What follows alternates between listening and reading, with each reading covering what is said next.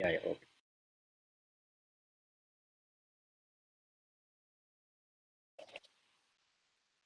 Good evening, everybody. Thank you for all for joining in for today's presentation. And now, Dr. Roshita will be introducing to our today's guest.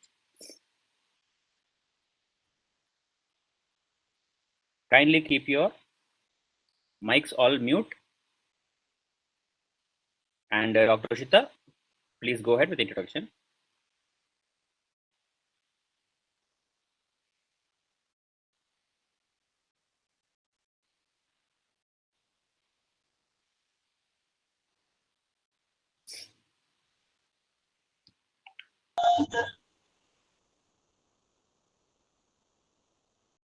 Roshita, you can start. You're not audible.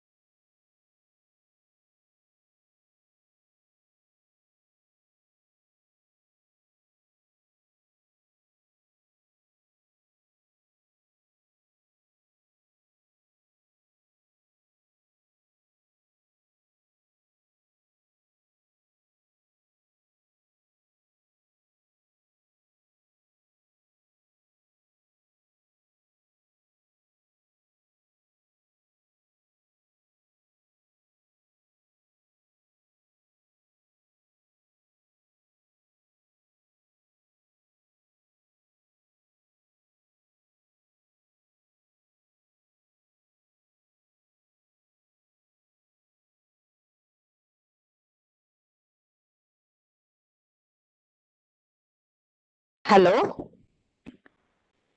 Hello? Yes. So you can hear me now? Yeah, I can hear you.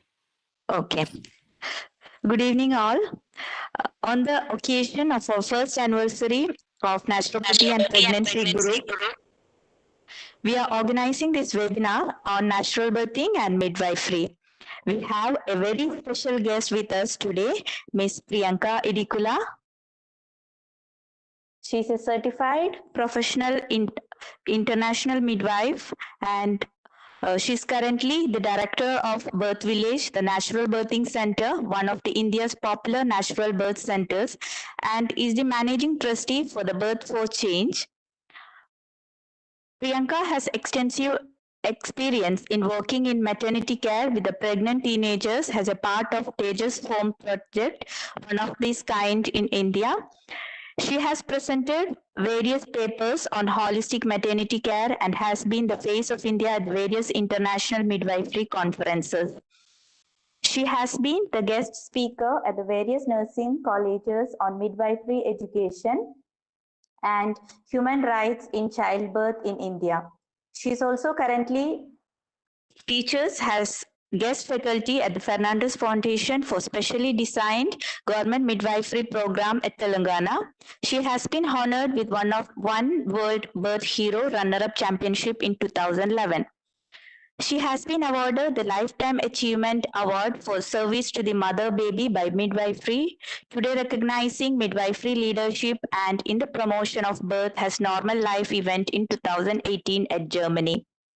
She was awarded the Best Midwife of the Year 2019 at International Breastfeeding Conference, India. She's one of the earlier pioneers for water birth in India in 2010. Ms. Priyanka is the first Asian to win the dual scholarship from Lemons International. She strongly advocates for evidence-based maternity care and works for birthing rights for women who are from the underprivileged sections of the society. This program is a small initiative to create awareness to our BNYS family to motivate their clients for natural birthing under a professional expert and to know the divinity of it. We welcome you, ma'am, for this session and thank you for accepting our invitation also.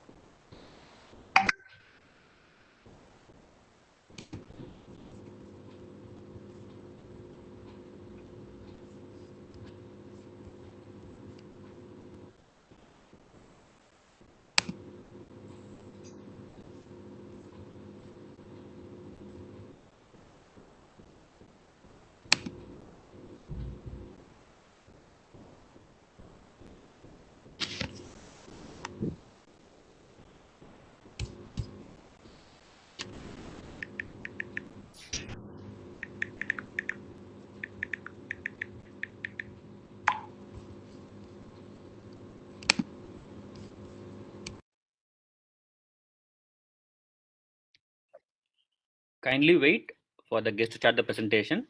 Please be online. Thank you all.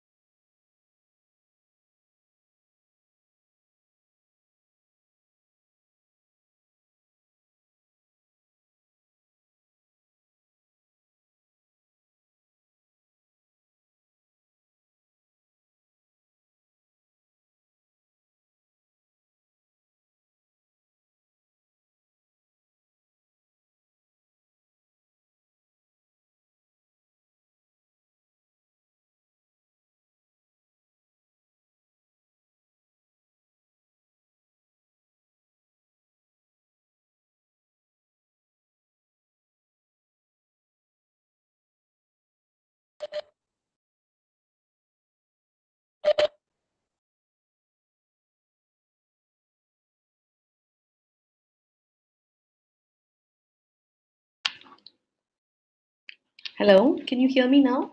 Is it clear? Yes, madam, it's audible. Yeah. If only now I could just, if the share button could be enabled here, because I've just joined from another browser. Okay, actually you are the presenter, so you will be able to share it. Okay, I think now, yeah, I think now it's fine. I think it's all right now. Thank you. Okay. Yeah. All right. So I hope my sound is clear and you can all see me. If there's any difficulty in listening to me, if somebody could let me know, if that's okay. Somebody can just type in the chat button, or somebody can tell me that my voice is clear and that my video is clear. Is it okay? It's okay. Okay. Thank you, Anand. Thank you, Dr. Kalai. Thank you so much. All right. Great.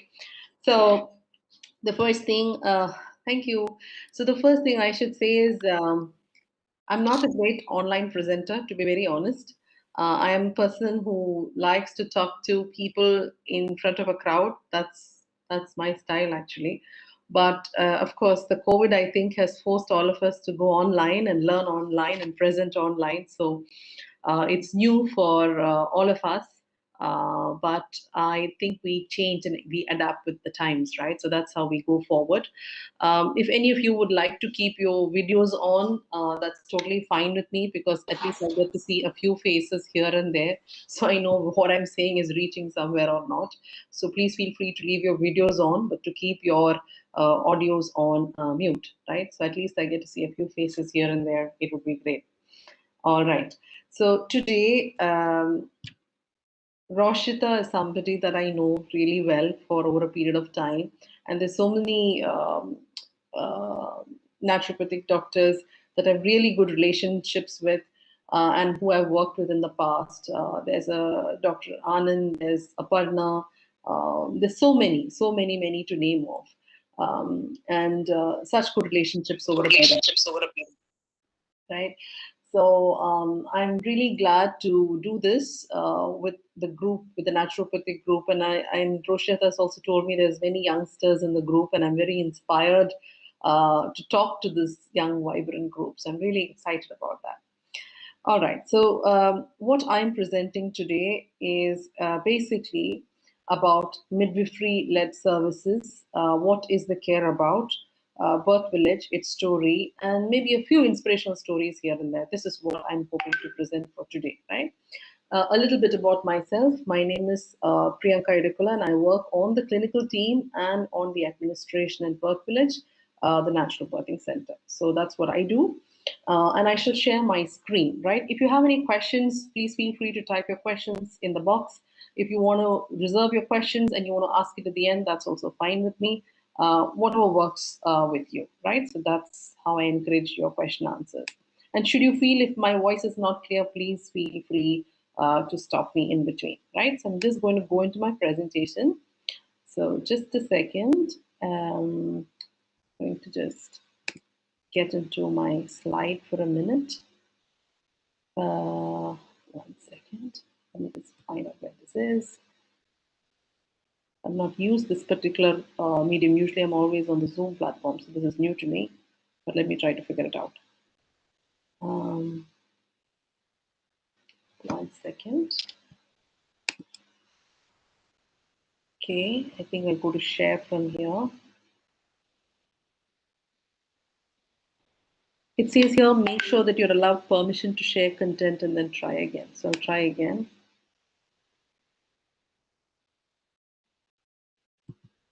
Let's see if I can just.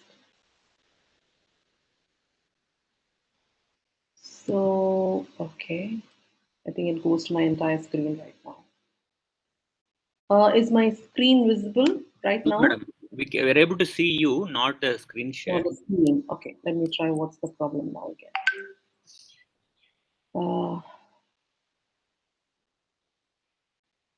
Second, where is the Google? Okay, let me try again. So it says here, we can't display your shared content. Make sure you're allowed permission to share content. That's what it says here. Actually, you are now the presenter, so technically only you can share now. Nobody else can share now. Nobody else can share. Let me try again.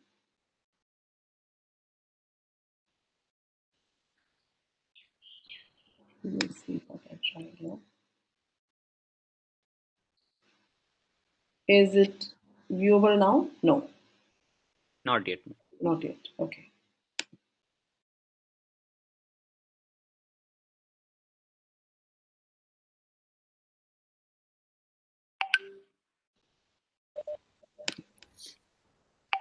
It keeps on saying make sure that you're allowed permission to share content. It doesn't say I'll do one thing. I will make Roshita now the presenter, and again I'll make you the presenter. All right. Yeah, that would be great.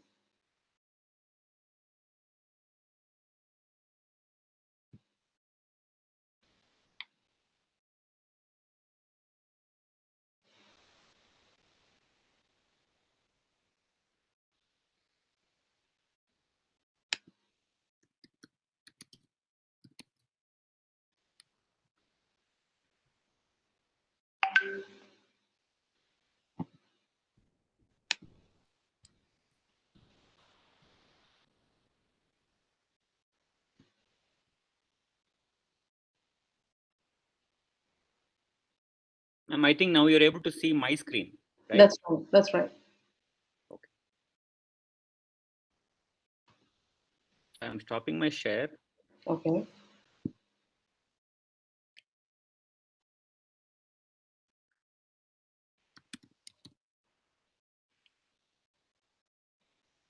Okay. Again, I made you the presenter. Okay. So I go to share and I can give screen, share screen, right? Sure. Yeah. Just try once more. So it says choose what to share, entire screen. And I click on that. It says the same message that we can't display shared content. Oh, ma'am, are you from Safari now? No, I'm in Google Chrome. Oh. Usually, screen share people may take some time, but it doesn't show like this. Right. Ma'am, can you try from the app? You could From try the app. From the app. I have shared a link with you. Download link in the WhatsApp. 1 second. I'll try that again. You've shared with me in my WhatsApp? WhatsApp, yes. Okay, let me try it again.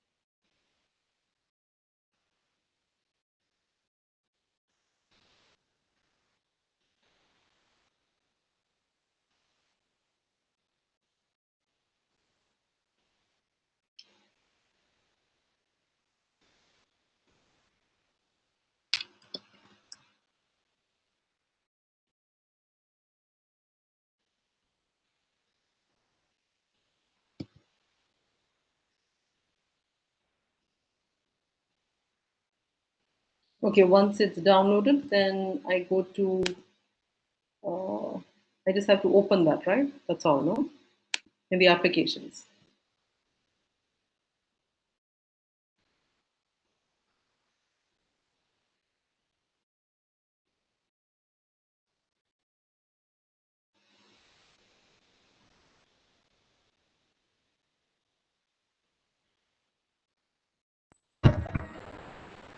Ma'am, once you download, Yeah.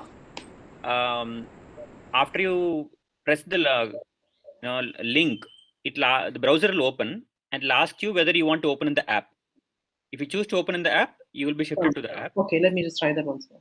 So now if I go to, so now it's downloaded and I just go directly to the link, right? Yes, ma'am. It may ask you to log in with the credentials, whatever you have. One second, I want to try it again.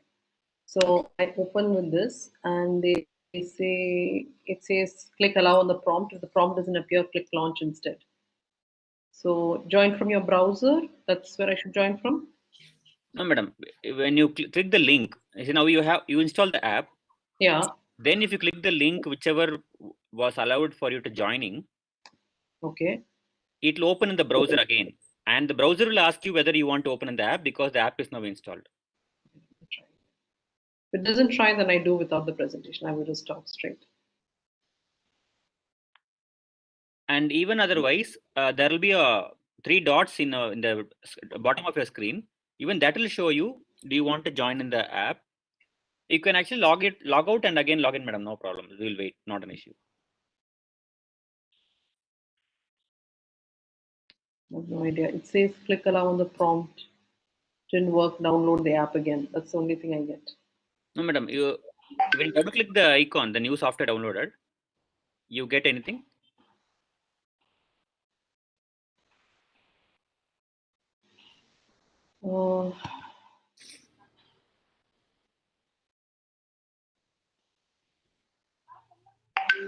Try one last time, but otherwise I'll do without it. That's fine. It's okay. Okay. No problem. Maybe I'm not meant to do the presentation.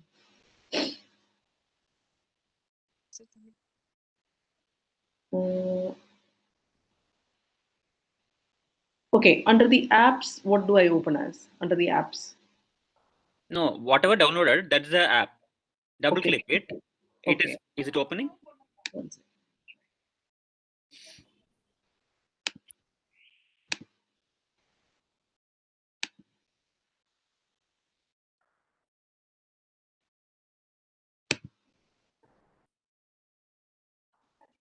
It just goes to applications. That's it.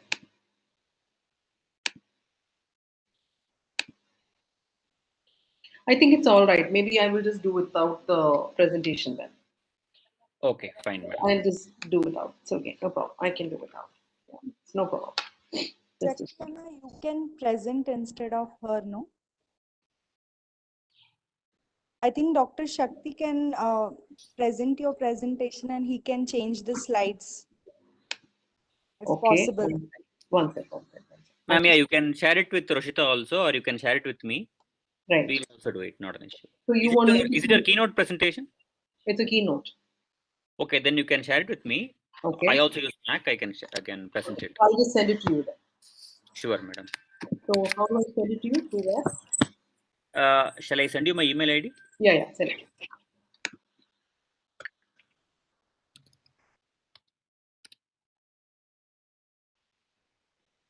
I'll share with you in the chat.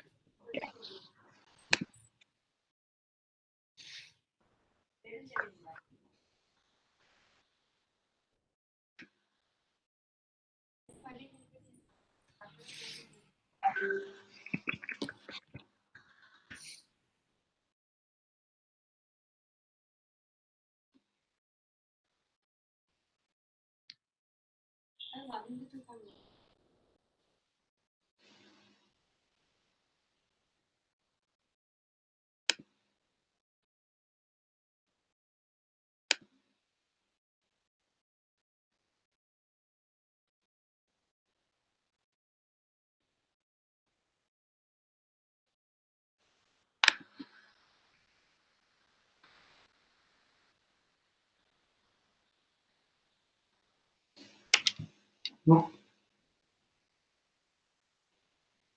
Okay.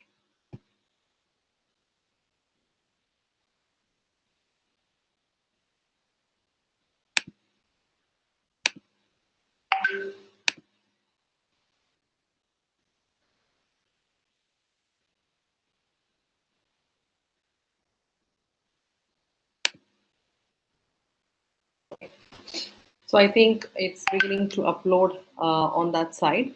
So while the presentation is being uploaded, so let's hope we get to play it in some time. But what I shall do in the meantime is let me just get started anyways, right? I can talk without that. Is that okay? Hello, is that okay? Yes, madam, Yeah. please carry on.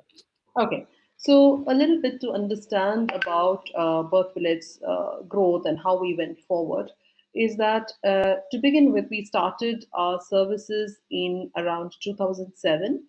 There's a little bit of a personal history of mine involved in this as well.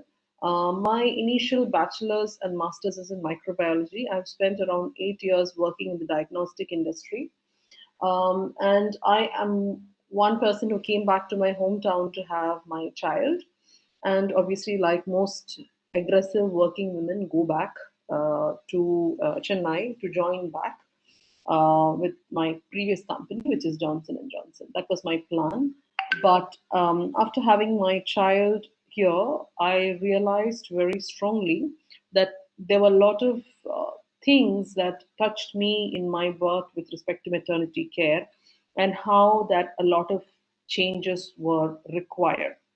So this is something that I felt very strongly about, and that led me to the field of childbirth education. And I started at that point of time in India. There was no way that one could certify to become a childbirth educator. One had to learn. One had to travel abroad. So I chose at that point of time to leave an extremely comfortable job to go abroad to learn childbirth education first. Then I came back, then I did I started teaching, and my first 2 3 batches were complete failures, I should say, because I was teaching on one side and people were having C sections on the other side. So it was not really going anywhere much. And then I also went in and certified with how to support women in labor. I did that as well. After doing that, then I realized that it was not enough, because for me, as a person who's very invested in learning and improving myself, I happened to around in 2010, when I used to teach about all kinds of births that's possible, out of which one of the births I taught in 2010 was about water births. And there was this mom who was in my class, and she said, what if I wanted to? And I said, okay, let's have a look about it. And from that point onwards, I said, okay, let's just see what we can do. And I got in touch with one of she's my current partner as well, Red Miller, and who is a licensed midwife from Canada. And we both worked together, and we did the first water birth, one of the first in the country in 2010. Now, when we did the first water birth, it was we did it in a hospital at that point of time, and the mother, I should say, had a good experience, but I cannot say the same for myself, because what I saw that day was there was 10, 15 people to watch the birth. And I also realized how little respect we had for the physiology of a natural labor and birth. This is something I realized at that point of time. And I also told myself that if we are going forward to do this, we need to be in a space where we will be able to provide true midwifery care that is licensed, that is legal, from an Indian perspective. All these things were important for me, and that's how BirthVillage grew from an education center to a prenatal birth and a postnatal center, totally based on the midwifery model of care. So that was our next step in 2010. And that's what we did for a good 10 years or so, right? Just 1 minute. I'm just trying to share this presentation also with Shakti. Just 1 minute. In the meantime, I'm just multitasking a little bit.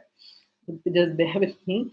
So then what happened from that point onwards is that just 1 second. I'm just going to send this across to Shakti. Yeah, I got his email ID. Just Shakti, I'm just sending it to you, all right? Just 1 Fine, minute. madam.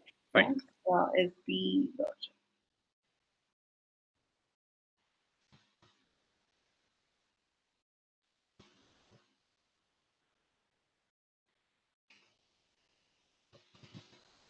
All right. I think it should be. Just let me know if you've received it. Yeah, I've just sent it across. Yeah. Okay. Yeah. So from this point onwards, it took us, I would say, a good 10 years, because I also had my midwifery education going on at the same time from a college in the US, wherein I was able to train. My program is a total of 4 years, what I specialized in midwifery, because international standards require you to be of a certain caliber and it takes time to reach there. It is not something that happens overnight at all. And the advantage that I had during my time was I was very particular that I wanted to work with my women and not exactly with the white population, because that's what I wanted to learn with. So it was a lot of travel up and down during that period of time, because I had to write exams, I had to run a center, and of course my son was also growing up at the same time. So it was a lot of stuff for me at the same time. But anyway, I would say that the center grew over a period of 10 years to where it is standing right now. Again, I think all of you must be aware of last year, we were all struck with the COVID, and that is not easy for a lot of healthcare providers. So, in the month of around, I would say, April, we also chose to close down our old center. And because we were involved in the construction of our new center, and hopefully we should be able to open our new center fully functioning for births maybe a month's time from now. We also, in the last 1 year, we were working out of a space in a hospital, because we wanted to focus on our new building so that we could open it in a much shorter period of time. So that's what the entire trajectory of BirthVillage, the story is. A little bit about midwifery and what that means. So I just want to talk a little bit about that. See, a lot of people confuse the word midwifery with maybe we can use different words. We can use dye from Hindi, we can use Vaitati from Malayalam, we can use Marutvachri in Tamil. Midwife is none of these things. Actually, a midwife is a trained healthcare professional that actually falls under allopathy itself. That is where it falls under today. And a midwife is one who supports the normal natural physiology of birth, pregnancy, birth, postpartum. In fact, they also handle, to a certain extent, things like family planning clinics, lots of other services in the reproductive history of women. A trained midwife is able to handle. Now, people often ask us, what about the safety aspect? What about that? Because that is a question. So, midwives often work with low risk, healthy women. This is the first thing to understand. Generally, midwives do not take on clients with gestational diabetes, hypertension. This is not something that midwives generally take on. Midwives specialize in healthy pregnancies. Midwives are very particular about nutrition, exercise. The clients must have a strong commitment for natural birth. That is very, very important. We will look at all these factors put together. This is what we look for in a client who chooses midwifery for their care. Now, apart from the selection process, we also look at whether it's a good fit. There are many times when, if I see maybe 100 women a month, uh, honestly, we would take in only 10 or 15 out of the 100, because it's not necessary everybody is a good fit, or everybody is not willing to put the hard work that goes into it. So it's a lot about selection as to what is the right person for this model. It may not be that everybody may fit the bill, everyone may fit that particular bill. It's not necessary. So there's a lot about criteria, selection, and it's a lot of hard work as well, because if you're a person who really doesn't want to put in that effort, it may not work out. So I think there's a lot that goes into this. So that's about the midwifery selection, the model, how we decide what kind of women we're birthing with us. Then a little more specifics is what are the other emergency procedures that midwives deal with. So midwives do deal with postpartum hemorrhage, suturing, neonatal resuscitation. These are all things that midwives take care of, right? Some of the biggest babies, I think one of the biggest babies born with us is around 4.8. That's one of the biggest babies born with us. The average birth weight, um, a midwife, the midwife-led care at the center that I work with is around 3.5, 3.6. That's our average weight. We also follow a system. There are different policies that we have. For example, let labor begin on its own, which means we wait from 36 weeks to 42 weeks, which is 2 weeks beyond the date. So this is how international guidelines is all about. We also, there's a lot of mobility and movement in labor. Women can birth in position of their choice. We encourage partners to be at the birth because we feel to have a positive birth experience, the woman must be supported well. We really believe in that. Medical interventions only if absolutely necessary, otherwise, there's none. Women and babies to be together at birth. This is also very, very important for us. No separation of babies from mothers. All these things are important guidelines that we've been following for the past 13 years. So this is the core practices. The core, what we say is the Bible for us is all these core practices that we have to follow.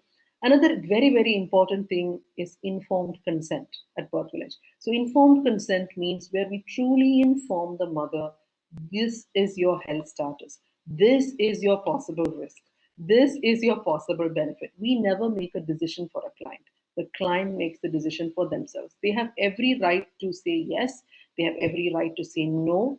The most important thing is that we are able to inform them truthfully about what their situation is. It can never happen that a woman doesn't know. So, in India, we see this, right? A lot of women say, okay, you decide for us, or let the doctor decide for us. That is not how we work here. That is not the standard. It's important for us to tell them that this is your situation, this is your thing, what do you feel you should be doing? This is how we will communicate with them. So, which means communication and holding that to a high bar of excellence is very, very important for us, right? So, that's really crucial for us at BirthVillage, that will not, under any circumstance, go this way or that way. The other thing that at BirthVillage that we look at is, of course, the other services people say is when we talk about prenatal care, birth services, postnatal care, we have three sections. Prenatal care is the appointments that we do in pregnancy. Usually we spend close to 45 minutes with one client. So that means it's a lot of time, right? So which means we cannot do more than 6 or 7 appointments a day. That's the maximum we can do. We can't go beyond that. Why do we spend so much of time? Because we don't believe in 5-minute appointments. We just don't believe in it. We think that we really need to understand the mother completely and her partner also. They need to understand us also. And it's a relationship that we build for 9 months. So I think that relationship will go a long, long way. And that's what a lot of people even confuse between midwives and nurses. No, midwifery is not nursing and nursing is not midwifery. These are two different disciplines across the globe, except in a few countries like India. This is very, very important to understand that birthing with a midwife is a completely different model of care. Midwifery care is in a different bracket altogether. This is what I would like to say, right? Shakti, are you able to get the presentation that side? Not yet, madam. It's not reached me. It's not reached yet. Just check once more. Is it too big? I'm not sure, but I'll try once more through WeTransfer. Maybe that might be easier. I'll try once again. You could even share by WhatsApp. That's also fine. I don't know if it'll go through WhatsApp because it's picture heavy. One second. I'll just try once more. One second. What's the file size, madam? File size is 555.9 MB. Oh, okay. Yeah, I believe in a lot of pictures, you see. I don't believe in text writing. Just one second. One second. I'm just going to try V-transfer to you. So maybe that will come.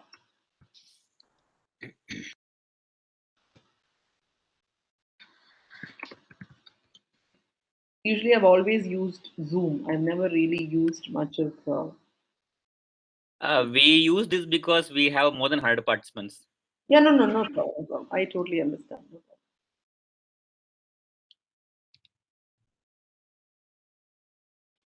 One second. I'm going to...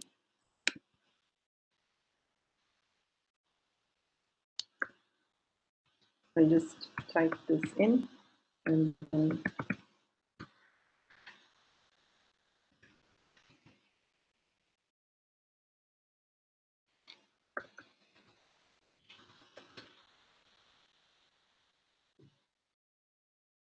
I got done. Transfer. Okay, just a second. I'm just going to send this across.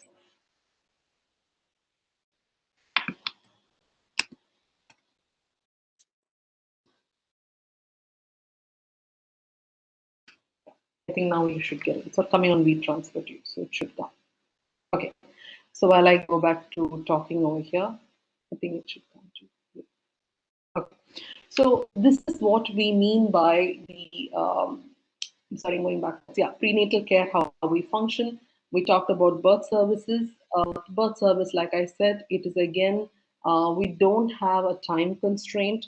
But what is important to understand is we educate our clients really well, very, very strongly well. We have been teaching Lamar's childbirth education classes for over 13 years. We're one of the oldest providers in the country today. When we teach our clients really well about healthy birth practices, what's labor going to be like, what is medical interventions, the plus, the minus, infant care, breastfeeding. When we talk about all these practices and we teach them, now, of course, currently we teach online. When we teach the information across, it really builds their confidence. It also helps them to be an informed consumer. This is also important. So once they get to know these classes, they really wait before they come in labor and birth. And they come, it's important for us as midwives to offer 1:1 care. This is also another hallmark, which means, see, generally in an institution, it's one doctor for 1,000 people, or in Kerala, it's a little bit better. I think it's 1:300, and maybe one nurse for 10 women. So at BirthVillage, it's 2 midwives for each woman in labor. So it's like a 2:1. We're not even doing internationally. It's said that you should do 1:1. We are doing a 2:1 ratio. So, which means that when a woman is in labor, we are with her, walking with her, supporting her emotionally, doing all our clinical work also, listening to the baby, making sure that everything is good, everything is fine. It's all part of our process to be with her, and we don't have any shift changes either. Which means if suppose somebody comes at 10 o'clock and if she's not, had the baby by next day 10 o'clock in the morning, we still have to be there. We cannot leave and go home and switch or any of these things. We have to do, that's what we call as the midwifery continuity of care. So we have to continue. And we are always pretty much there, even 2 hours post birth as well. So that's the labor and birth midwives work up till there. Then we have we have a postpartum midwife who takes on the role and watches the mother and baby post birth. Then once if everything is good and fine, they also go home within 15 to 16 hours. They go home. And then we have a community midwife who visits these mothers at their home for at least 3-4 visits. They go to their house, see that both the mother and baby is medically doing well, is medically doing fine. Also, I think mental health is very important. It's important for us to see if there's any signs of postpartum depression, if the times of breastfeeding counseling. I think, a lot of people think breastfeeding comes naturally. Yes, it is natural. Of course, it's a natural life, but there are a lot of women with a lot of questions, a lot of struggles. There's a lot of myths told to them by their family, and that's where a good midwife will step in. She will be able to step in. She can even identify the thing that we face now the most is tongue ties, for example. Identification of tongue ties, where that needs to be released. All these things, there's a lot that a community midwife plays in, right? There's a lot that's done. We provide postnatal care up to 6 weeks post birth because a baby transitions from a newborn at around, like a baby, we say this, the newborn period ends at 6 weeks. This is the time it ends. So till that point, midwifery care is there. This is how we work. Now, only 49% of women, I would say from Kerala, from Kerala, if I look the percentage, it's only 49%. The remaining 51% of clients who birth at BirthVillage are from across the country, which means a lot of people are traveling across the country from Delhi, Bangalore, different places. They travel down, come to us at 36 weeks, stay with us. They don't stay with us, sorry. They stay in and around Cochin City and they have a baby with us, and then they may stay for 2-3 weeks and then go back to their hometowns. This is usually very, very common for us. We have people even traveling from as far as another destination that people come to us is even Russia. Even in fact, before the just before the COVID started, our last client that traveled in from a foreign country was Kazakhstan. So why do people travel so far for midwifery-led care? Because midwifery-led care is very, very expensive in Europe and in UK. It's very, very expensive.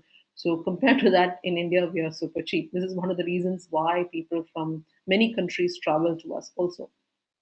So it has taken us a long, long time to reach where we are at today. A lot of years has gone into it to build the structure up, what is suitable for our country, and also to work with our government to get this profession out there. It's been a long time. It's I cannot even explain as to how many years and how many people we have met and how many meetings we have had over the years for this particular project. So that's about our services, about prenatal care, birth service, postnatal care. Roughly, just in a nutshell that I've mentioned. Another important service that we have is the workout classes. So that's also online today, but previously it was in person. So we really encourage women to be active. It is mandatory for us that either with us or they can join any care provider or any yoga practitioner, but they have to prove to us that they were in an exercise program during pregnancy, especially for first time mothers or mothers who had a previous cesarean. This is important for us because if they are not able to put in that effort, it doesn't work for us. See, when we work back to back, night and day, it's important that women are able to put that effort in. It's important for us to explain to the men that you need to support them in their activity and exercise. So these are all requirements that we have, right? So this is how I would say what we expect out of our women and their families. So now when we talk about our services, when my slide is able, and hopefully Shakti will be able to open it up, and then I can show you our statistics and what we do on that. I'll be able to show you that. But this is a gist of about our services, what we do. Other clients that we take on is also VBACs. I think this is another topic, vaginal birth after cesarean, right? This is another topic altogether. So we have around 86% success rate right now. This is our success rate is 86%. Women who had a previous cesarean who would like to try a vaginal birth, this is our success rate right now. Again, something that is not maybe promoted well enough maybe in our country, but it's definitely a safe option provided, again, health-wise, everything is good and fine. It is definitely a safe option. Another question I think that we often get, interestingly, is that with VBACs, a lot of women come with broken confidences. They believe their body does not work.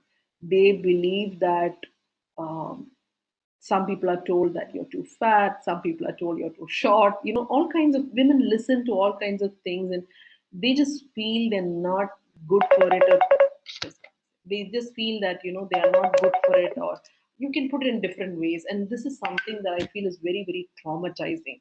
It's very traumatizing, and we have to work very closely with them on a one-to-one basis. It takes a lot of effort to do this, to make them believe that yes, it's possible. We're not saying 100% yes, the vaginal birth will happen, but the point is that to try. The point is always to try and to see, if the woman would like to do that, then why not, right? I think, and when I speak about that, I can talk about one case history which has come to my mind right now. Is there was one mother who I remember, she came to us, and she she had her first cesarean. I mean, the story is like this. So she came in and she said that her first cesarean was at around 38 weeks. She went into labor, went to the institution that she had selected. She reached up to full dilation, which was 10, and then they used it was induced, which they used. She was trying to push, she was not able to. Then they did an episiotomy. Then used a forceps, and then they pushed. Then they couldn't get the baby out. Then they pushed the baby back up, and then they did a cesarean, and after that, that was not the end of it, because after that her lungs also collapsed. Then she was in the ICU for 10 days. So it's like very, and she, one of the things is she never wanted to get pregnant again because it was very difficult. But when she became pregnant again, she reached out to us asking for a VBAC. And I told her, when you look at the discharge summary, you really don't want to attend to the client because you think, is there really something wrong? Is there really a problem? And we never gave any assurance to her that you will attend the birth at all. So all these months went by, and it was not easy because she kept on writing to us, emailing to us, asking us, I really want to do this, please, please. And I was like, I don't think so, we should.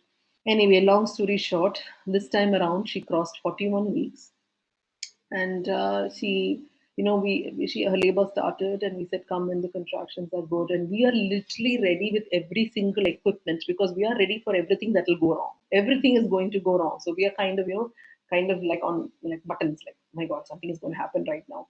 So this mom comes in, half an hour, pushes the baby out, and when she pushes the baby out, the only thing, and we are just standing there like that. The only thing, she know a lot of mothers who had a previous cesarean, they always say, "Oh, I did it. It was fantastic." They always say things like this.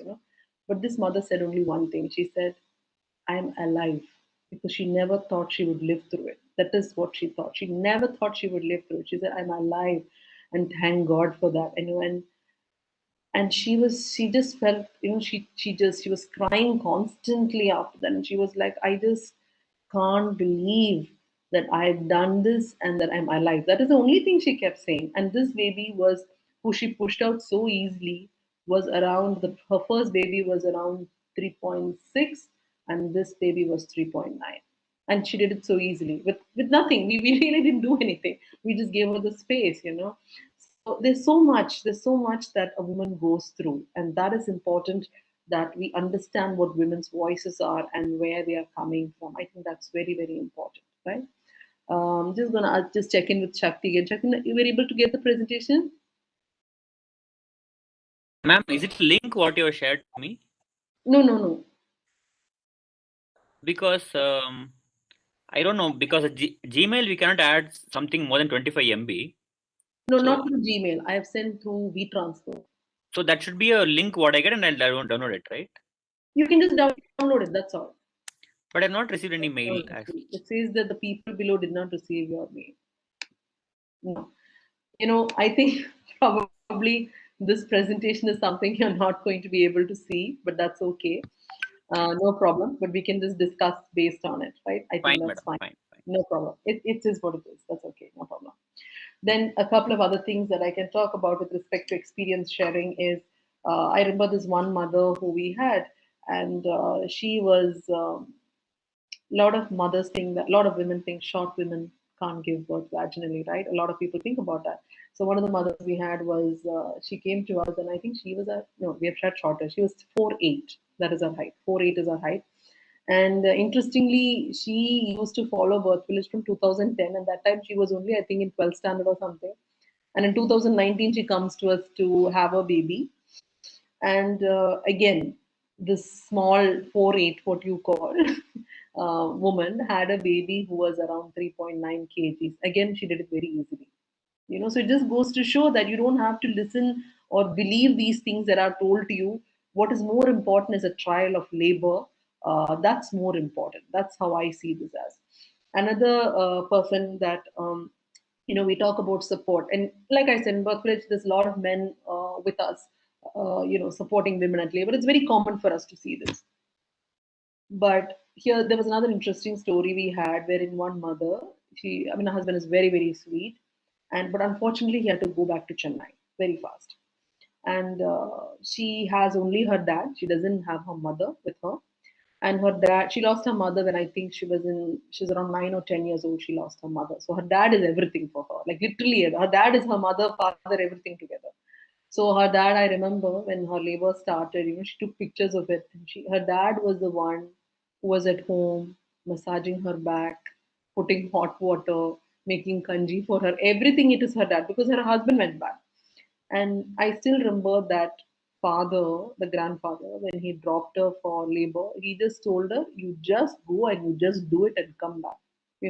When grandfathers, I've had that honor and privilege to be with so many families where we always say maternal, we always use that word, no, maternal, but it is so amazing to see sometimes how grandfathers support their daughters. I mean, grandfathers meaning fathers, right? I've also been at births when, even recently, I had a birth when it's an anesthesiologist who was giving birth with me. Her dad was no more. And during the entire labor, she kept on saying, "Daddy, Daddy." She never said, usually in pain we say Amma. That's always the first word that comes out. But she never used the word Amma. She kept on saying Daddy and Daddy and Daddy. And I was like, I was just watching her. And as the baby was born, she had her dad's lungi. She had kept that aside to wrap that baby in it. And it so touched my heart, that she just wanted that to be the first thing that touched her child, so that was just amazing to me. At the same time, I've also seen that there are different kinds of births. Like, for example, I had another client whose ultrasounds were normal, everything was okay, but when the baby was born, clearly there was a problem. We could see that there was a problem. And this was a client that really believed in natural living. They really don't take on allopathic medicines, nothing at all. But unfortunately, the baby had a problem, and we informed that this is spina bifida is present. And she said they took it. It was not easy for them. Their child lived for a year, and when their child was 1 year old, it was not really growing well, so unfortunately the baby passed away. And I remember the mother calling us and telling, can you she told me, can you come, can you please come? And I reached her house, and I remember holding her, and I remember one line, that mother telling me that it is the same hand that I held when I was birthing my child, and it's the same hand that I'm holding when my child is no more. So which means the midwife's role is not necessarily only at birth; it can be on the other side of the wheel also. It's a bit of both. And that mom also went on to have her next child. She came back again with the next child, and one nice story that her first child was born in the hospital. The second child was born with us, then didn't make it after 1 year. The third child, when it was born, there was this really nice letter that her older child wrote to us, and this is, well, I'll just read it to you what she wrote. She wrote in saying that natural birthing experience for children. She says, and this girl is 11, right? She says, what I found in natural birthing was that the rule no entry for father and children was not there. There's only one rule in natural birthing, which is always be calm while the mother is in labor or at any other time. Becoming a midwife or a doula is one of my ambitions, and till now I have seen 3 births. I am 11 years old. 2 of my brothers, Virko and Ramanan, and one sister. We have not named her still. I saw the first birth when I was 4 years old, the second was when I was 8 years old, and the third birth when I'm 11 years old. Every time my mother becomes pregnant when she is in labor, I'm always excited to see if I'll get a sister or a brother. My father was consoling my mother while I was standing and watching the baby come out of my mother's womb, and the midwives were talking. Just as the midwife started to talk, my brother Ramanan peeped out, and I started to scream, "Baby has come out, baby has come out." And the midwife auntie quickly caught the newborn and passed him to my mother and started feeding the newborn. I was the first one who saw my younger brother. The third time it was very different. I was older than before, and I was able to understand a lot more about natural birthing than before, right? When children, this is something I always tell, and there's a story that I teach in my class also, is that um, children at birth, it's one of my favorite topics. I enjoy having smaller children or older children at birth, because I just feel that we can teach younger souls much better than teaching adults. It's so much more easier to teach children because their mind is like an empty slate. There's nothing in their minds. No, it's like a blank. I remember there was one mother, and I remember her so well because she's been with me for some time now. She came to me for her second birth from Bangalore. She was French, and her husband was from Karnataka. So they came for their second birth, and the first birth was an induced labor. Second one, she said, I don't want any medical interventions. I really want to be supported well in my process. And I said, yes, for sure, we will do that. And കഴിഞ്ഞില്ല വിപിനൊക്കെ തുടങ്ങും hello. Yeah. So the second birth, what happened was that she traveled in from, like I said, from Bangalore. And this is around 9 years back when we did not have Uber or we did not have any of these apps or anything to work on currently. What helps you to take a taxi or any of those services. We did not have all this. So what happened to her was she crossed 38 weeks, she crossed 39 weeks, she crossed 40 weeks, she crossed 41 weeks. And her husband said, we need to go back and get induced because the business, they are away from business for a long time and he wanted to go back. So this mother said, no, you go back, I'm going to stay back here. And she stayed with her older child who was only 4 years old at that point. His name is Kishan. So Kishan would come for every appointment. To be very truthful, I didn't do any appointment properly with them. Every appointment he would be so excited that he would always be like, when is this baby going to come? He was always so excited. He was just super excited at every birthday, at every appointment. Sorry, he would be very excited as to when this baby is going to be born. What happened from there was that at around 42 weeks, this mom goes into labor. The person where she was staying at a homestay. You have to keep in mind that she speaks only French and English and no other Indian languages. So the homestay owner drives her to us, and like all mothers, she was trying to put her older child to sleep while she was getting ready for the birth.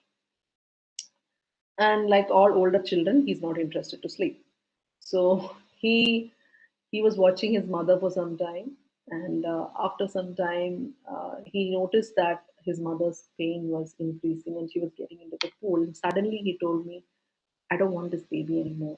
I don't want this baby because his mother was in pain. And suddenly, the mother changed her face and said, don't worry, Mama's going to be fine. We'll do this together. Another 5 minutes later, baby was born. And what I could hear was only the older one's laughter. He was so he was so overjoyed. Immediately, what I impressed me about this child is he ran inside the room and he bought this packet. He bought this packet and gave it to me and said, "This has got the clothes. This is my mother's undergarments. This is my mother's clothes. This is the maternity pads. These are all things. Not even telling me, can you use? He's telling me, you have to use it now. It's like an order, right? He's ordering me, and for the next 3 hours, this little 4-year-old never sat down for even 1 minute. From there, he went downstairs to fill water bag, a hot water bag, everything. He did everything, cutting the cord, making his mother comfortable, putting a sheet, like literally everything. Like what adults could not do, this child can do. And in many ways, he was the father that day. And that is the beauty about having children at birth is see, what we need to realize is they don't know what is shame. They don't know any of these concepts. These are all things that we fill in their head. So that is something that I've really learned. I really love children at birth because they're so nice to be around with. And I really, because when we talk about family-centered birthing with midwives, it means being inclusive. It means bringing them together into the fold, right? That is what it means. And I I feel strongly about it because I feel the next generation to learn about birth, we start from there, right? So that is something that I personally believe in. So that's about children at birth. Also, another important thing about BirthVillage, which I'm just going to end my talk also, and I leave it open to questions, is that I think is also when we look at our statistics. So I cannot share my slide screen with you right now. Our natural birth rate for around 10 years put together is around 92.4%. That is the statistics. I can read to you for a minute while I open my slide beside this. 1 minute, let me see what it is. Yeah. So when I read you my statistics, which is from here, I'm just telling you what my numbers are for those of you who are interested in it. The natural birth rate is around 91.4%. A VBAC success rate I mentioned before. Water we have used around 42.26%, which is either for comfort or to birth in it. Breech babies we have done around 0.23%. The Apgar score of most of our babies above 7 is 96.68%. First time mothers is 49.6%. Second time mothers, which includes VBAC, is 50.3%, right? Another practice that we really don't follow at BirthVillage, we have reserved it, is episiotomy. So now, I think all of you are aware of it. Episiotomy is performed around 99% in our country. At BirthVillage, it's only 1.42%. Right? In my entire 10 years, I may have done it six times, maybe. That's about it. Meconium also is seen around 6.39%. One thing that we see a lot of amongst Asians, I think, is 11.37% of postpartum hemorrhage. That is really, really important to be skilled, to train, to know what to do when, and to identify it and to take swift action. Because obviously, if we cannot take swift action, we can lose the mother, right? So it's important that the training and the skill is really strong on that, because those are things that can definitely happen. Most of our mothers use a birth stool and a birth rope to give birth. They give birth squatting, hands and knees, standing, side lying, you name it. So it's going in all possible positions, right? Um, one thing that I think is that um, I think what we need to always keep in mind is that, someone told me this, is that what is it that the midwifery relationship with women, what is it about? Really, a midwife to me, in my mind, is just next to one's mother. Uh, of course, it comes with skill and it comes with practice and training and lots of things. It comes with a lot of things, but the relationship is very, very special and it's for life. Uh, a lot of people send me their pictures of their children growing up. It's a lifelong relationship that we cherish with so many of our women, because we become part of their community, we become part of their lives, and it's a relationship that goes on forever, and that's the beauty of it, right? That's the beauty of the midwifery model of care. Is it's not like we just attend the births and we go off their lives, because you find that they always come back to you for something or the other, and sometimes it's not even related to midwifery also, but that's what it's about, right? And I think midwifery is also about self-determination. It's about autonomy for women. And I also feel that a woman has every right to decide how she wants to give birth. It is her choice. And as a midwife, what is important for myself and for others who follow this profession is that we support her in it. I think with that, I shall end my talk and just leave it open to questions. It's just easier to answer questions, actually. Yeah. So thank you so much again.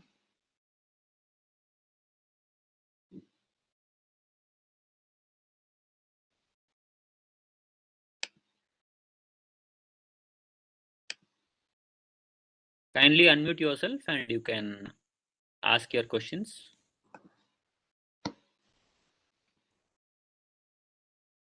I'm sorry I could not show you my videos.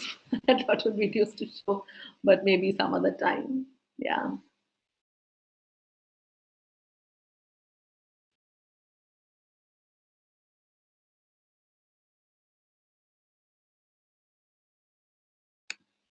Ma'am, I would like to ask you one question. Yes, please go ahead. See, generally in the movies, whenever they show a delivery scene, Mm-hmm. it's always the lady is screaming, shouting, and they create a sense of terror and horror. Uh-huh. Do you think it plays an important role in creating an emotional feeling or perception about the delivery for young girls? I absolutely believe in that. That I am so, when I see today a girl of 21 or 22, it is so difficult because they're fed up with that image of that woman screaming and her head is banging, and then there is a court scene. we make it like this big horror show. Especially Indian movies do that. I really feel the image of birth in media has to change. It has to change. We need to show births. Again, how do we create that change? It is only when we begin to show gentle births, when we begin to show births where a woman is birthing in her power, where she's able to enjoy her birth, where she's mobile and moving. When we look at our sculptures that we had around 60 or 70 years, you see women standing and giving birth with, the form of the Devi, and she's holding the, like on either side she's supported. That is the image of birth that we had in our country 60 or 70 years back. But this representation in media honestly has spoiled it. And I find today a lot of young girls are very scared. It is true. I completely agree with you, Shakti, on that it has to change. And again, this, like I said, and I feel very strongly about it, but it will take. I mean, I've had a few filmmakers work with me. It will take, and I've told all of them, when you go make a movie next time or do something, you cannot show it like this. This is what is definitely. I agree that it's putting a huge mind block, when it comes to births. And for example, I think maybe it is happening in less percentage, like maybe 5% or 3%. But that's what movie wants to show because that's what pulls people's attraction. Yeah. In reality, Yeah. how many ladies actually scream like that? What they show in the movie? See, that's the thing, I find that some lot of women don't do it that way. Really, they don't. I find that a lot of people, it's completely different. I don't feel like that at all, not even a bit.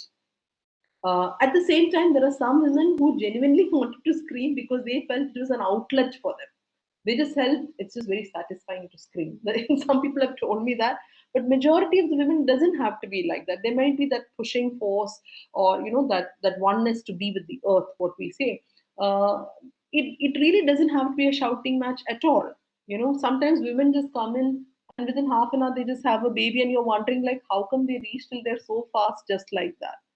It's possible. And for example, today we have hypno birthing, where they are practicing hypnosis, meditation, listening to different things that calm their mind. It's totally possible. Okay, because whenever girls talk to me Mm-hmm. regarding their marriage or something, Mm-hmm. they are not having any other emotion except fear, which is predominant in them. They are scared of marriage because they're scared of delivery. Yeah.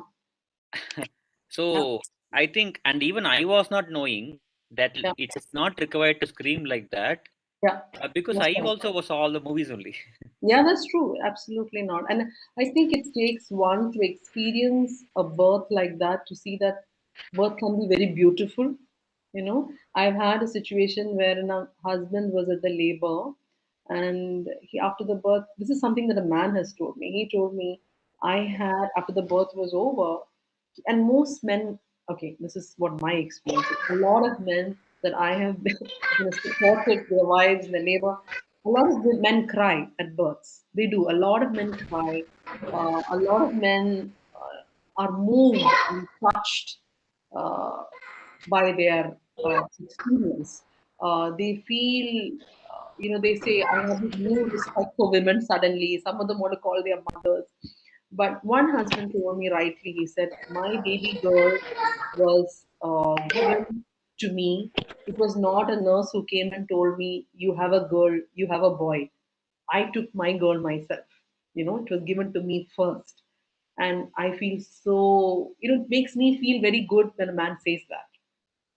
It's just very touching on so many levels. Madam, one more thing. Yeah. Now we see many places there are many healers coming up. Yeah. They may be of any education profession, but they start healing people. Yeah. And they also talk about all traditional practices. That's right. One thing what they talk is delivery also. Yeah. So they recommend and they tell home delivery is much better and much safer. Don't take any medications. Don't go to any hospital. If you live naturally, it's like eating. You have to just deliver the baby. How can something go wrong if you're completely living natural life? Yeah. And home deliveries, what is your opinion on that? See, I think now because like I said, my training is from another country, it's not from here. See, home births is definitely something that is recognized in the UK. It is recognized in many European countries, but the difference is that they are all attended by trained midwives. This is the fact. The fact is that when these midwives come for a home birth, they come with oxygen, they come with all the drugs, they come with everything. They come with literally everything over there, and they are ready if there is any issue. At the same time, these midwives are integrated with the hospital care system also, which means if there is a problem, they will transfer across. This is how it works in these countries. Now, as far as India is concerned, see, when we look at the history, even for myself, my parents are born at home, right? That is how that particular it was, and it's there's nothing wrong with that choice. I personally don't feel it's ultimately it's a woman who decides what she wants to do. But my question today is, if there's a postpartum hemorrhage, if there's a baby that requires assistance in breathing, what does one do at that time? So some people have asked me, you're a midwife, so if you have a second baby, will you birth at home, and or will you birth alone? People have asked me this question, but I'm very clear that I would not do that, because at that time, no matter how much knowledge I have, I would like someone else to take care of me at that time. Because as a mother, I don't want to sit and think. I don't want to sit and think. I want somebody else to help me if I need help. That's how I see this as. And whether somebody chooses to birth unassisted or not, I think I have, no one to comment on it.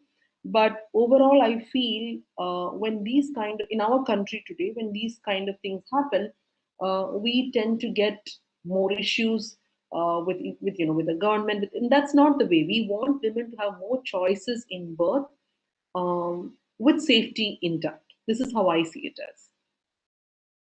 I hope that answers the question. Yeah, that's fine. And madam, would you like to share some tips or some techniques what you actually specialize in or actually follow in some complications of birth? Of course. Okay, fine. So How do you prevent complication or handle complication?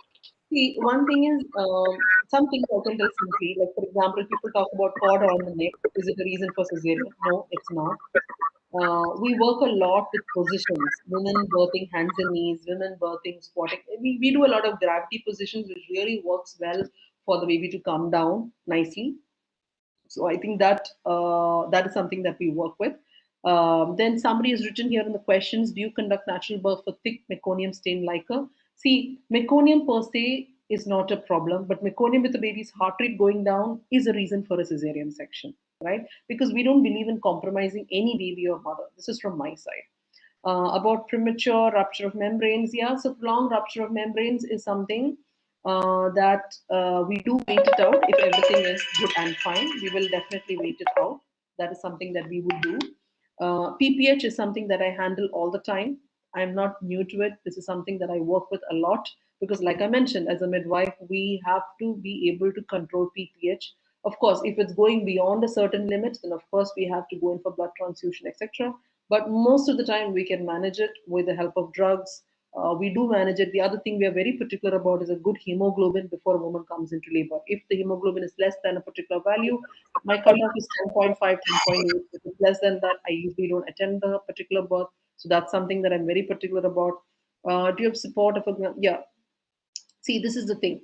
As a we need to be very, very clear to understand that a midwife does fall under allopathy itself. It is an established model of care across the globe. It is already acknowledged. You can check up the WHO. You can check up the Cochrane database. Midwifery model of care is it's acknowledged internationally, and it is not that we cannot attend to births without an obstetrician. That's not necessary.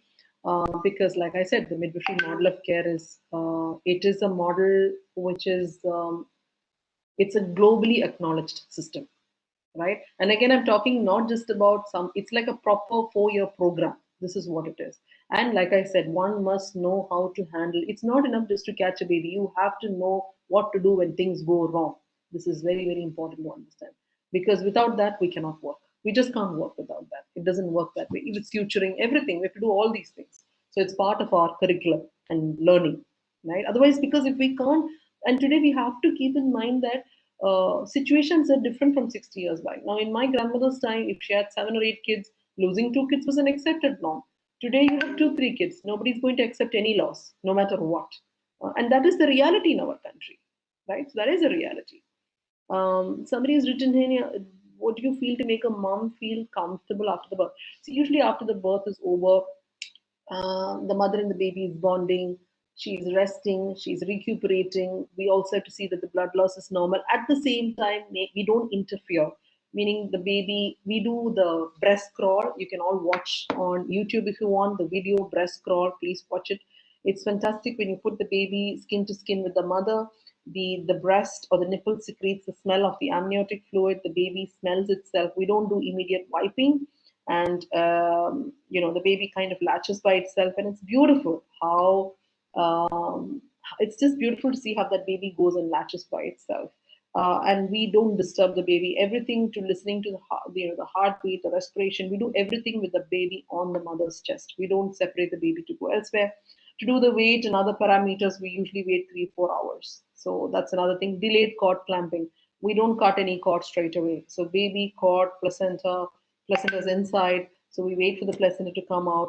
Once it's out, then we can wait maybe in an hour or two, and then only would there be any cord cutting. And usually it's done by the husband. Now, I don't even remember when I cut a cord last, honestly speaking. So that's also something that we have. Yeah, so that's just so we also, some of the special things that we do for a mother is we make hot chocolate for the mother, hot chocolate, and the husband is with her, and we give them some. I think it's important to give people some quiet time where we're not sitting on their head. So I think that privacy and three of them being together is important, because in India, nobody gives anybody any peace or time. I have always felt that the moment somebody goes home, then 101 opinions, do this, do that. So probably these 2-3 hours is the only time that the three of them will be alone. Once you go back, the janjat of a family will jump back in. So the 3 hours or 4 hours or whatever, they, in fact, some parents don't even call their parents for at least 6-7 hours after the birth. They just don't want to tell anybody anything for some time. And I'm like, okay, whatever you guys like to do, you can do. It's fine. Yeah, so that's about that. Hi, I'm Dr. Vasundhara here. I'm from Trivandrum. Yes. So I just want to ask a question, not a question actually. So I have two children. One, she is 10 years old, and second one is 1.5 years. So 1 year back only I had my delivery.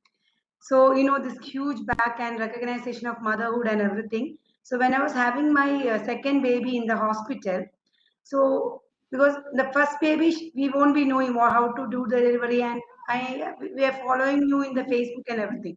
So I just always thought that if you would be nice, if you have a center, your center in place here, because you have it in Ernakulam, so we find it difficult to go there. And the second question which I have is like, you are the only qualified birth, natural birth Yeah. the Kerala. Yeah. So how to do this course, and whether it is possible in India, Right. or whether you are doing it, you're giving training under you. Because I still believe, like, in my college, Sri Ramakrishna, you might have heard Dr. Babu Joseph sir. She is Mm-hmm. from Ernakulam. He Yeah. has shared his daughter's delivery at your Yeah. center. Students were so like, there's new knowledge to them actually. So Yeah. they were also used to us because they are from Tamil Nadu. There's a new thing. So can you share me some ideas how we can do the training, whether there's anything in India or in Kerala or by you? That's possible. See, my training is from, like I mentioned, I'm an American trained midwife, and I was the last batch where America allowed it. That's number one. Number two, in India, currently what is happening? See, midwifery training. See, there is something called as direct entry midwifery, where you're not part of nursing. So direct entry midwifery is training in midwifery without the nursing component. This is what my program is. And this is a very common pathway across the globe, except in countries like India, where that course is not there. It's not there. The truth is, it's not there. Now, what is happening now in India with respect to, but having said that, we've been working on it for 10 years, talking to the government, it's something that's going on. Currently, they have opened a program, but the program is open only to existing nurses. They've opened a program which is 18-month program, but only to nurses currently. That is the program pathway at this point of time. Whether we will see right now, like I said, it has taken us 10 years to stabilize a model. This is the time that I have spent for it. It's 10 years to stabilize. And now we are going to the next level where we are opening a slightly bigger center with an OT and with a small NICU also. That's the next level we are growing into, because we wanted good care even for mothers who had a surgery. We wanted to continue midwifery care. That was important for us. Now that is the next level. Whether we open a school and all these things, see, everything in India takes a long time. Like I said, when I started, my son was 1.5. Now he's in the 10th grade. So my hairs are becoming white. That's the only thing that is happening out of this whole thing. Second thing is that if you listen very closely, I mentioned I'm working 365 days a year, 24/7, right? I don't believe in opening centers where we cannot assure the standard. I don't believe in it, because there is no guarantee if I open another center, it will run like this one. There is no guarantee. Also, we are dealing with mothers and babies. If there is one small thing that goes wrong, it's finished. We know how Kerala is, no? We know how it is. How people also, we know how it is. So I think that is so important to understand. It's so important to understand our public, what they do. They can screw it up. So I am very clear that we'll take one step at a time. I can't, it's not like, the fast food chain where you open different branches and you go. But this one model will never add like this. It never works. Because if we make one mistake when we are not there, that is enough for a public to bring it down. That's enough. This is one of the reasons why midwifery never grew. This is one of the reasons, because there's not enough trained professional autonomous midwives are not there. So we all have to make do with what we have. But having said that, this is one thing I've noticed is it has not stopped people. People, for example, have come to us from Assam to have a midwifery-led birth. So they are traveling from all across all directions for the care. They're coming. I hope someday we will reach that level where there's a little more happening. Also, when you look at the finance, economic stability, is it worth having another center when it's only a handful of people in one area? It's not economically stable either. So it's so many things. But like I said, we just have to see how it goes. We just have to see. That's all I can tell.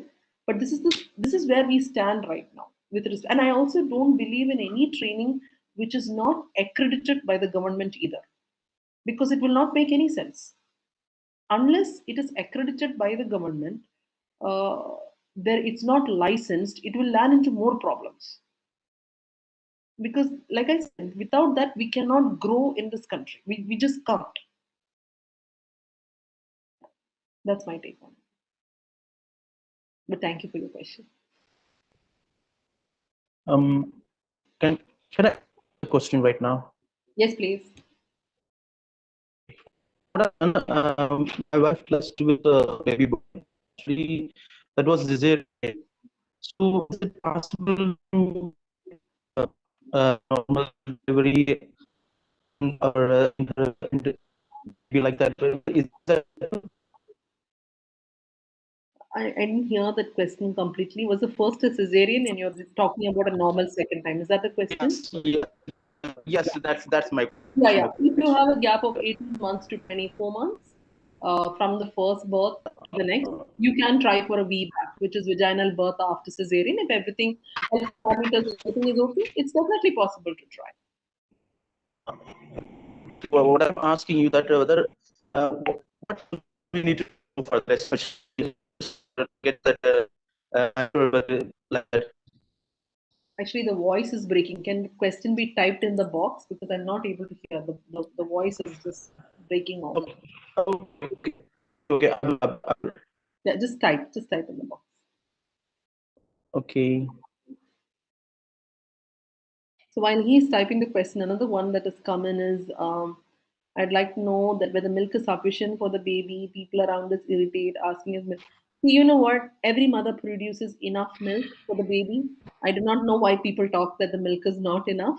We have so many cases of mothers who have twins who are feeding both exclusively for 6 months.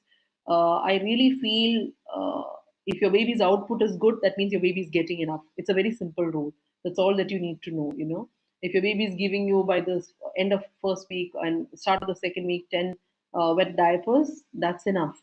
I do not, people. I think people don't have any other work to do. That's why they're constantly behind your back. But this is the thing to understand: is that if output is good, you don't have to worry about the intake. That's my answer to that. Yeah. Hi, ma'am. Are you able to Yes. hear me, ma'am? Yes, I can hear you. Please go ahead. Yeah, I'm Dr. Titi, Yeah. and I'm working with SVSR. It's Okay. naturopathy college, BNYS Okay. students. Yeah. And it's like an inquiry, ma'am. Since we are Mhm. into this naturopathy and yoga field, and I am teaching OBG subject for some years, Mhm. and since we are teaching yoga and all these natural birth and everything, is there any possibility I can send few of my students?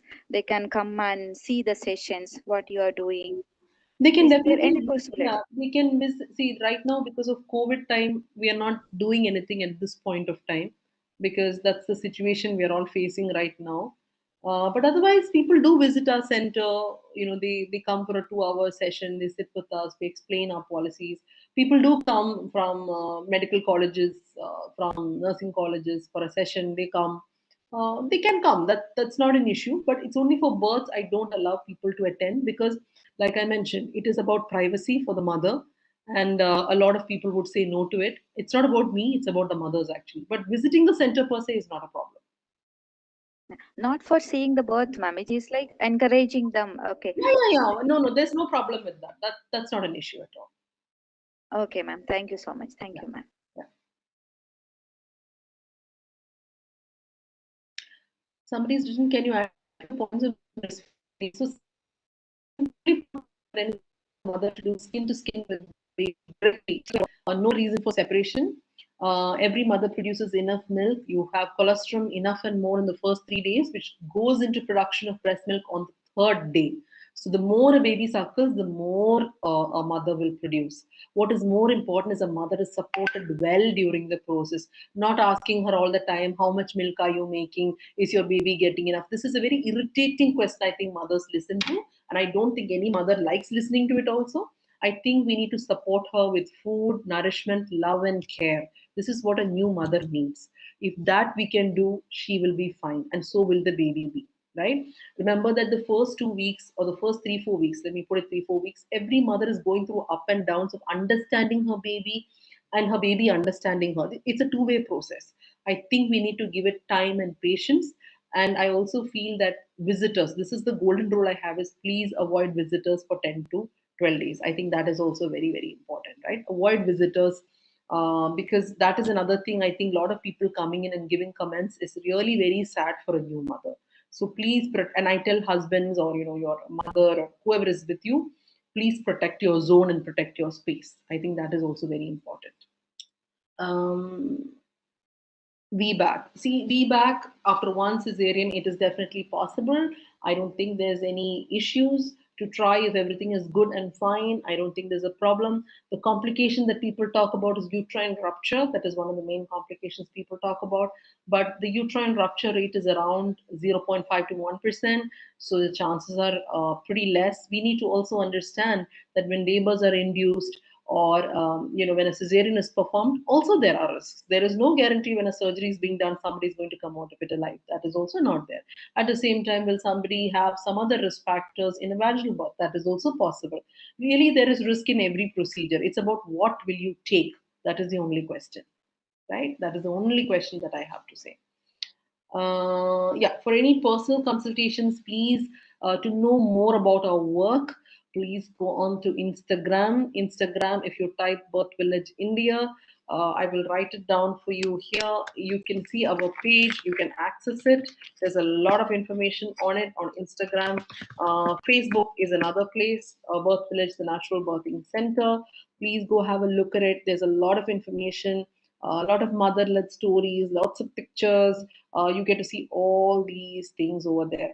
Before I sign off, the last thing I would also like to share, maybe the one last thing I would like to talk about is another project that we have is also for pregnant teenagers. The youngest mother who I have had is 12 years of age, right? That is my youngest mother that I have had with me, because we also support children who have gone through abuse, pregnancy as otherwise. We support them. And I have to also say that they have also gone on to have very empowering births, because most of these time these children are very scared or frightened about how society will treat them.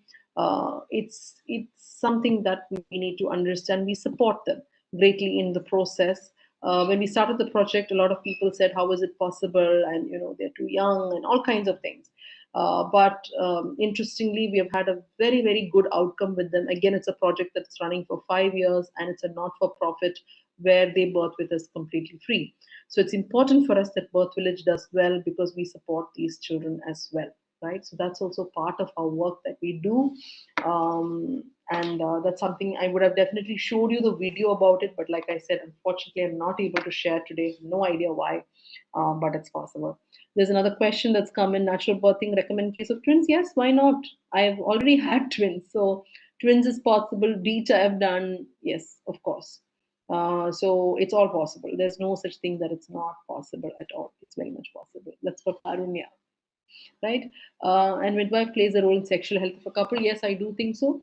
I think it's important that to understand that sexual activity in pregnancy is encouraged, because that leads to a better birth. I mean, I would say a faster labor.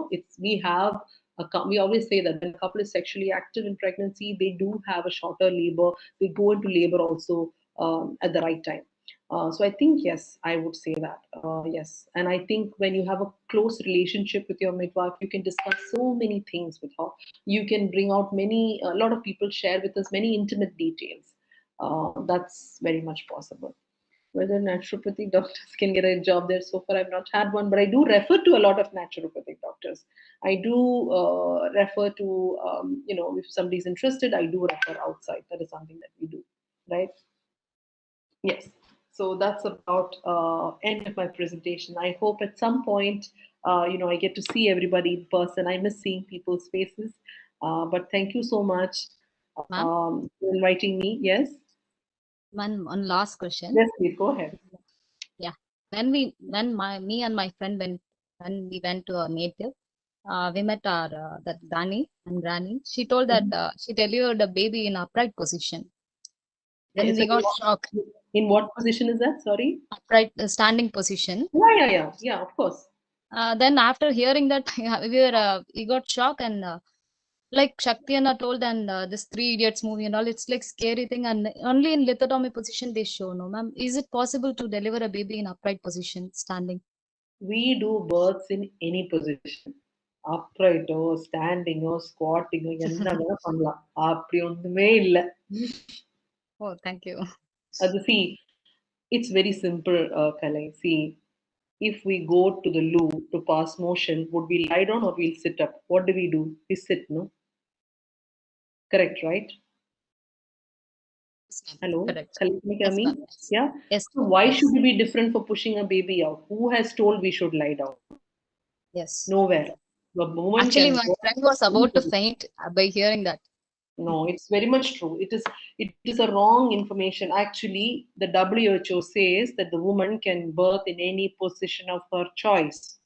It's the WHO is written. It is just that we have not seen it. We don't know about it. That's all. Thank you, ma'am. Thank you so much. Thank you. Yes.